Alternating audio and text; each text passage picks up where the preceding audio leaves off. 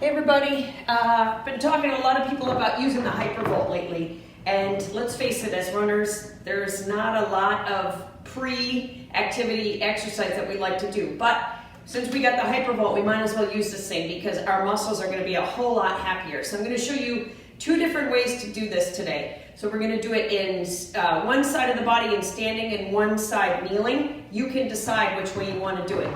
Now, I want to explain the target muscles that we're working here. And I'm going to try and put up some pictures of this too. So on the front of the hip, right here, we've got three main areas that we're going for. So our hip flexors, because those are really, really tight. Psoas muscles through there. If we migrate to the inside, we've got our adductor muscles, which tend to get really, really tight. And then if we migrate to the outer portion here, that's called the TFL, or the tensor fasciae lata, and that connects to the IT band, which goes down the outside of the leg. So all those three are technically in the front. You could obviously drop down and hit the quads. There's a whole lot that you could do, but for the sake of this and brevity's sake, we're just going to hit those muscles there. Then we're going to hit the glute muscles. So we're going to hit glute max and glute medius. Those are the really major ones that are really important for running. So we're going to spend a little time there. Then we're going to go down lower to the lower leg. So the calf muscles, just by saying calf, it's pretty generic. So if we want to hit down there, but we also want to hit the tibialis anterior so we don't have any issues with shin splints. We also want to sneak around to the inside and get the soleus muscle, which really can get gnarled up as we do our running, okay? So what we're going to do, we're going to go after this. I'm going to show you this in standing first. Then I'm going to go to the other side and show you in kneeling. It just depends what your personal preference is. Now, speaking of personal preference, I found using the flat head is the most comfortable, and I don't want to have to keep changing the head over and over. So you can experiment, but this is what I found works best for me. So I'm starting out on the basic first level. So I'm going to start timing. Okay, so what I've got here, just in doing this, so I'm on the hip flexor right now. And what you even could do is start leaning forward, even doing a reach up through there. But I really want you to focus. So right on the hip flexor, then you can sneak to the inside, get those adductor muscles, okay? If you feel a tight spot, stay there. And if it feels good, stay there until it feels like it kind of neutralizes, okay? Then you migrate back over here. Now we're on the outside, still the front of the hip, but we're on that TFL. And it's just a short muscle, just about here, okay? So working that through there. We're coming up on almost a minute on the front of the hip.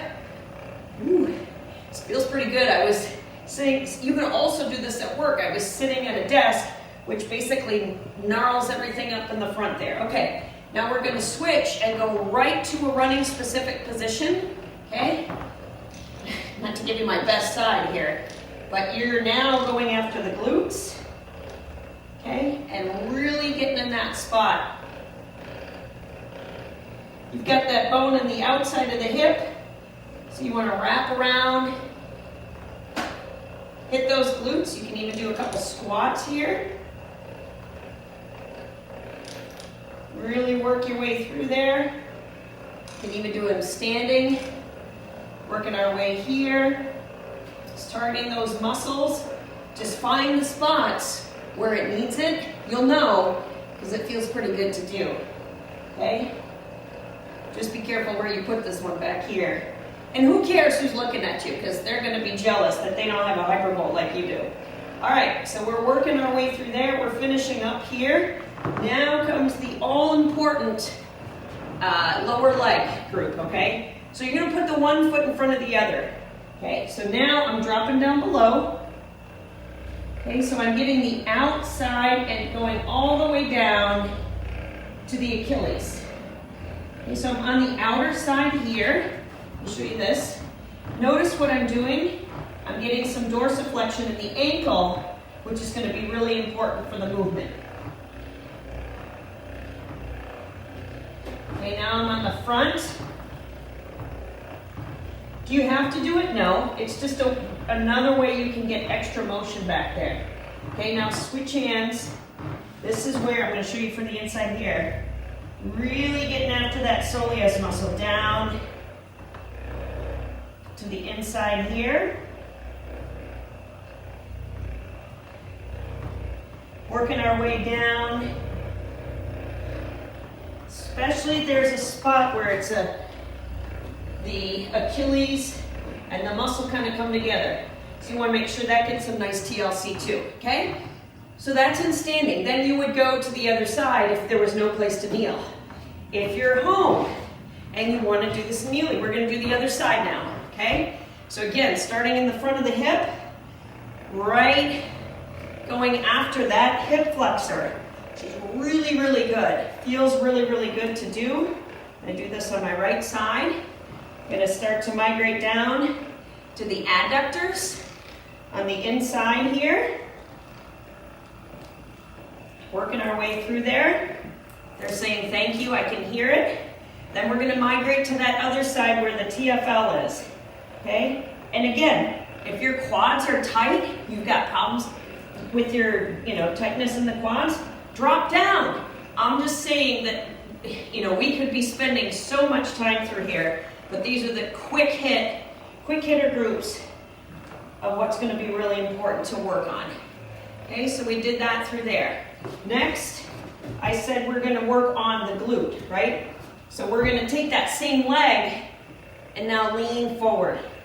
Here's what's cool about this when you're doing this in a kneeling position, that you're not only working those muscles through there, I'm getting a huge stretch in my hamstrings through here, okay? So working our way through there, getting our glutes. I do seem to have good control right through here. Get a nice stretch through there. Okay. And if I'm getting close to time, which of course I always am, sorry, let me back up so you can see what I'm doing with the calf here. So I'm starting on the inside again. I'm going after getting some ankle dorsiflexion. Working my way through there. Getting a nice stretch in the ankle. I'm also getting a good stretch up here in the adductor. Okay, so I spent some time there. I'm going to kind of sneak back this way. Take it down, pass it around. Let me show you this angle. Right along through here. I'm taking it right to the Achilles. Don't want to hit the bone. Getting a good stretch through there. Coming up to the muscle belly. Hitting that musculotendinous junction back there. Bringing it around to the front. Actually feels really good. Just don't hit your shin, because that doesn't feel good, right? So there's a quick tutorial. Well, it wasn't quick, it was 8 minutes, but I wanted you to see both in standing and in kneeling what muscle groups I would target if I was going to spend some time with the Hypervolt, and we should be spending some time with the Hypervolt before a run. Now, is it ideal to do it afterwards? Absolutely, because there's great research that shows that using the Hypervolt after exercise can help with mitigating the delayed onset muscle soreness. So if you've got time, I would absolutely recommend repeating that whole process, because you're probably going to have a whole lot more muscle sore than what we did there. Let me know how it goes. Great job.